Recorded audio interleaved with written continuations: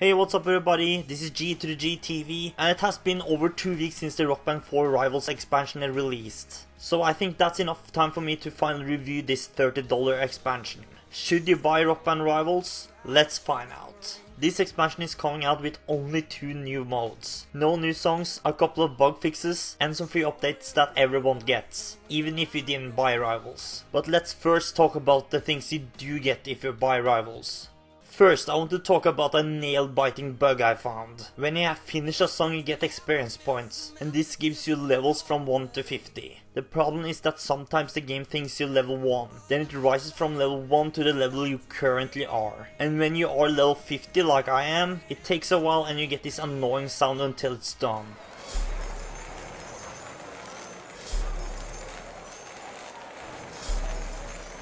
Even when you're leaving the screen, it keeps on making that sound, even when you have started a new song, which is really annoying, and I hope they will fix this bug soon.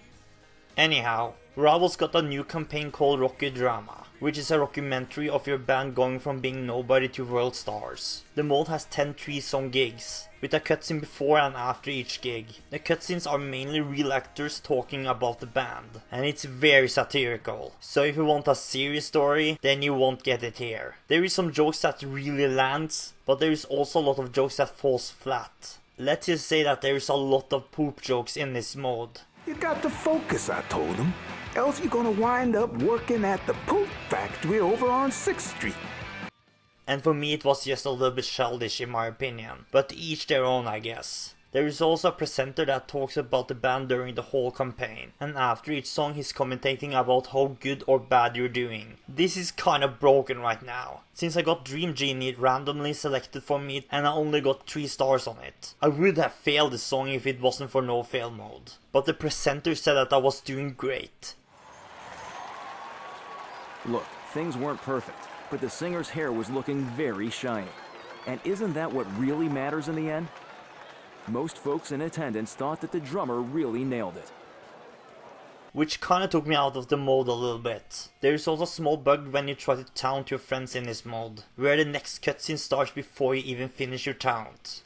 Before most of the gigs you also get to wager how many stars you think you're gonna get. And the more you wager, the more fame you will get at the end if you succeed. Fame will give you unlocks like new venues and more clothes to customize your characters. In some gigs you also get challenges that varies from going brutal mode, randomized all the songs you're gonna play, and that the overdrive won't save you from failing. For both the brutal mode and the overdrive reduction, the no fail mode will get shut down for that gig. But you will earn more fame if you do. And it's kinda funny to try doing it, and it really made this mode a lot more fun for me. The campaign is super short though. It locks in at around 3 hours if you don't fail any of the gigs. And I'm not really motivated to do this all over again. So the Rivals expansion is not worth the $30 just for this mode alone. But I do understand why it's not longer, since I bet it took a lot of time and money to hire and film the actors in the cutscene between the gigs. So much buzz.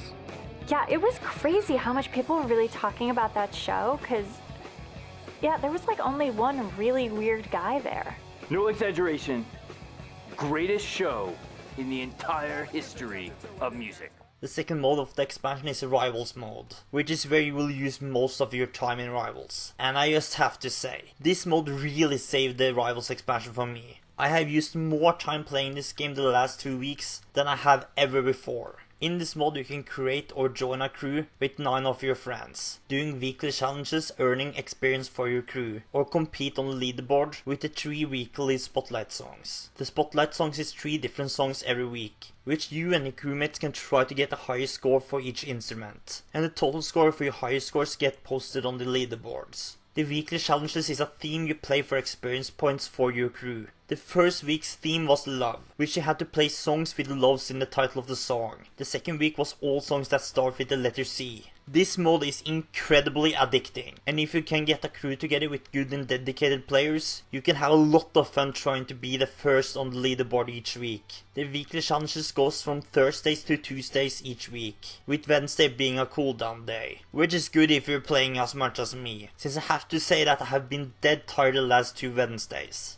The leaderboards also resets every week, so the new crews can still have a chance to shine. The crew also get ranked into bronze, silver, gold, platinum, etc. up to goldstone. Harmonix has said that less than 1% of the crews will be able to reach the highest ranked Bloodstone, and you get ranked off for how good your spotlight score is, and how much experience your crew has earned. And you can get D-ranked if you aren't playing enough. The Spotlight songs is at the moment only disc songs, but Harmonix has said in the nearest future there's gonna be DLC songs as well, but it's only gonna be DLC that they can still buy, so no exports or delisted stuff. This is also a genius way to make people buy more DLC songs, for both the weekly challenges and the Spotlight songs. And it's a lot of fun playing songs you normally don't play since you don't know the song. The problem with this mode right now is that there is people abusing the system, like having more than 10 people working in the crew, just that they kick someone that isn't on right now and invite somebody that is on, because the experience and spotlight score still stays with the crew if someone leaves or get kicked, which is something I hope get fixed in the future, because right now there is crew getting topped on the leaderboards just because they are abusing the system. There's also songs that are super short, which people can just grind for experience for hours to get top ranked.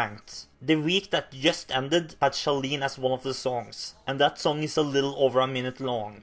There are ways to fix this though. They can make sure that the experience or the score goes away from the crew if someone leaves or get kicked. And they can give less experience for shorter songs and more experience for longer songs. This would easily fix this problem, and the system abuse has put a little bit of a hold on the fun playing on this mode. But don't get me wrong, I still love this mode, and it's a huge step in the right direction for Rock Band. And Harmonix are talking about doing some changes to make grinding songs like Charlene not as viable.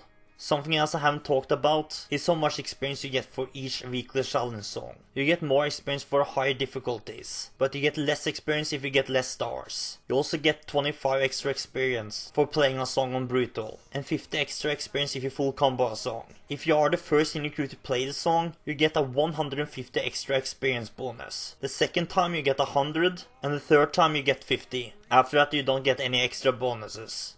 But okay, that's enough talk about the Rivals mode. Now to the extra stuff. First off, they have fixed the drum mute bug that has been in the game since the start of the year. So when you play on the drums in the beginning after a few plays, it won't mute it. Also the game has gotten a new UI, and the menu screen of both the song picks and the main menu has gotten a big overhaul, which looks really good. You can also now filter your songs like you could in Rock Band 3, and they have changed the shortcut for the artist to alphabetical, from just searching through all the artists in the game, which was a hassle if you had a lot of DLC. All these things I've talked about is free to anybody, even if you haven't bought the Rivals expansion yet. Overall, the Rivals expansion is a huge step in the right direction, and even though I would have loved some free songs with the expansion, and I'm not talking about the pre-order bonuses, I still really enjoy this expansion, and I have no problem recommending it. There's still a whole year of big updates like online multiplayer to look forward to. Should you buy the Rivals expansion for the current price? Yes. But that's all for this video. If you'd like me to do more reviews like this one, then make sure to like, share and subscribe. Also tell us your thoughts of the Rivals expansion and this review in the comments. Check some of our other videos here, and see you next time in the next video.